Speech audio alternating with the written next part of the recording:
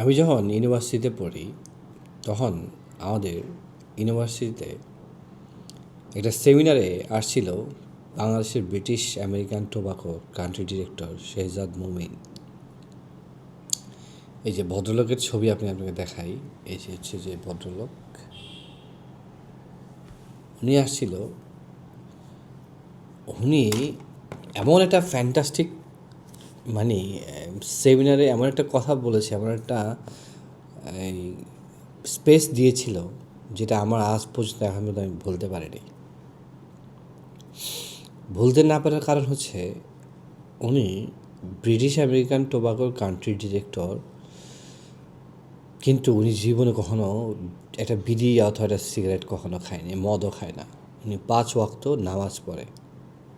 যদিও ওনার টিপিক্যালি দাড়ি এবং টুপি নাই, কিন্তু উনি 5 ওয়াক্ত নামাজ পড়ে এবং হচ্ছে যে উনি কখনো বিড়িও খায় না এবং মদও খায় না, কোনো ধরনের বাজে নেশাও নাই, কোনো ধরনের আড্ডাও নাই, কিচ্ছু নেই।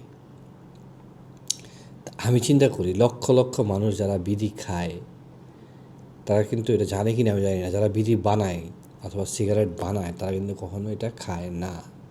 ইভেন যারা মদ বানায় তারাও এটা খায় না, খুব রেয়ার। কারণ এটা জানে যে এটা ক্ষতিকর দিকটা কী। সো উনি যে জিনিসটা বলছিল ওই জিনিসটা আমি আজ পর্যন্ত ভুলতে পারিনি এবং ভুলবো না। আপনাদের সাথে শেয়ার করি জিনিসটা কী, খুবই মানে গুরুত্বপূর্ণ একটা বিষয় আপনার জীবনের জন্য। আপনার জীবন পরিবর্তন হয়ে যেতে পারে যদি আপনি ওনার এই বক্তব্যটা অথবা ওনার এই জিনিসটা শুনেন। সেই জিনিসটা হচ্ছে উনি বলতেছে আমাকে, আমাদের সেমিনারে বলছিল যে আল্লাহ এই জীবনটাকে 5 ভাগে ভাগ করছে, 5 ওয়াক্ত নামাজ এবং 5টা ভাগে ভাগ করছে। তো 5 ওয়াক্ত নামাজ 5টা ভাগে কীভাবে ভাগ করছে? উনি বলতেছে যে ফজর থেকে জোহর, ফজর থেকে জোহর আল্লাহ ভাগ করছে তোমার রিজিকের সন্ধানে, তোমার রিজিকের সন্ধানে। আপনার ফজর থেকে জোহর হচ্ছে যে আপনি আপনার যত রিজিকের জন্য আল্লাহর আপনাকে নির্ধারণ করে দিছে। আপনি অফিস করেন, কাজ করেন, যাই করেন, উপার্জন করেন, কৃষিকাজ করেন, যা করেন, আপনার ফজর থেকে জোহর পর্যন্ত আপনার জন্য নির্ধারিত সময়। তাহলে আমরা কী করি?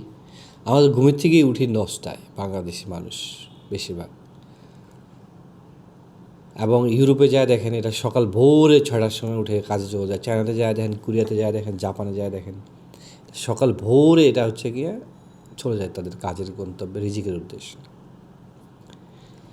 এবং জোহর থেকে আসর যে সময়টা আল্লাহ আমাদের জন্য রেখেছেন রেস্ট, কাজের ফাঁকে রেস্ট,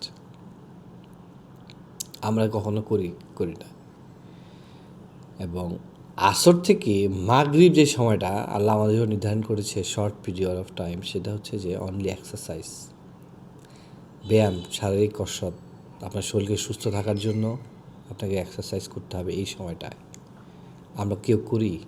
ঢাকা শহরে ম্যাক্সিমাম মানুষ, বিশেষ করে পুরুষ বলেন, মহিলা বলেন, বাচ্চা বলেন, সবাই বাসার ভিতরে টিভি দেখি, নাহলে গেম খেলি, নাহলে কী করি, খাওয়া দাওয়া করি, অনলাইনে অর্ডার দিয়ে ফুড খাওয়া দাওয়া করি। হাঁটার তো কোনো নাম গন্ধ নাই, কিচ্ছু নাই, এক্সারসাইজ দূরের কথা।